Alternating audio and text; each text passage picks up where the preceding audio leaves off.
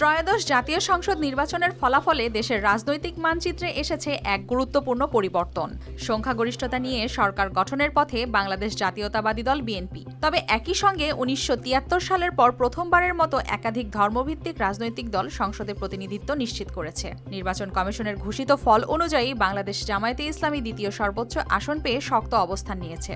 পাশাপাশি বাংলাদেশ খেলাফত মজলিস এবং ইসলামী আন্দোলন বাংলাদেশ এই তিন ইসলামী দলও পৃথকভাবে আসন জয় করে সংসদে প্রবেশ করেছে। এছাড়া নবগঠিত জাতীয় নাগরিক পার্টি এনসিপি সীমিত আসন পেলেও আলোচনায় জায়গা করে নিয়েছে। ফলে এবারের সংসদ গঠন কেবল সংখ্যাগরিষ্ঠতার নয়, রাজনৈতিক বৈচিত্র্যের দিক থেকেও পেয়েছে বিশেষ গুরুত্ব।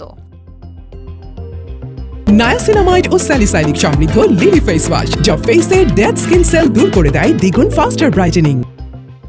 নির্বাচন কমিশনের ফলাফল অনুযায়ী এবারের নির্বাচনে ২৯৭ আসনের মধ্যে তারেক রহমানের নেতৃত্বাধীন বিএনপি জয়ী হয়েছে ২০৯টিতে। দ্বিতীয় সর্বোচ্চ ৬৮টি আসন পেয়েছে বাংলাদেশ জামায়াতে ইসলাম।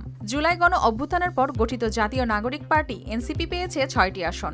এছাড়াও জামায়াতের বাইরে আরও ৩টি ইসলামিক দল ৪টি আসনে জয় পেয়েছে।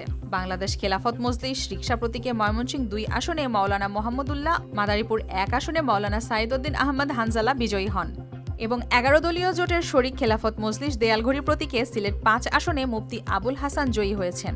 ইসলামী আন্দোলন বাংলাদেশ হাতপাখা প্রতীকে বরগুনা ১ আসনে মোহাম্মদ অলিউল্লাহ ভোটে জয়ী হয়ে সংসদে জায়গা করতে সক্ষম হয়েছেন। ১৯৭৩ সাল থেকে ২০২৪ পর্যন্ত জামায়াত ছাড়া অন্য কোনো ইসলামী দল সংসদে আসন পায়নি। অতীতে ২০০১ সালে জামায়াত ১৭টি ও ২০০৮ সালে ২টি আসন জিতেছিল, যা ছিল মূলত বিএনপির সঙ্গে জোটের ফল। সব মিলিয়ে ত্রয়োদশ জাতীয় সংসদ নির্বাচন শুধু সরকার গঠনের পথই নির্ধারণ করেনি, বরং দীর্ঘদিন পর ধর্মভিত্তিক দলগুলো বহুমাত্রিক উপস্থিতির মাধ্যমে নতুন এক সংসদীয় বাস্তবতাও তৈরি করেছে। এই পরিবর্তন আইন প্রণয়ন ও জাতীয় রাজনীতির গতিপথে কী প্রভাব ফেলে সেটি এখন দেখার বিষয়। শাবনাজ শারমিন, RTV।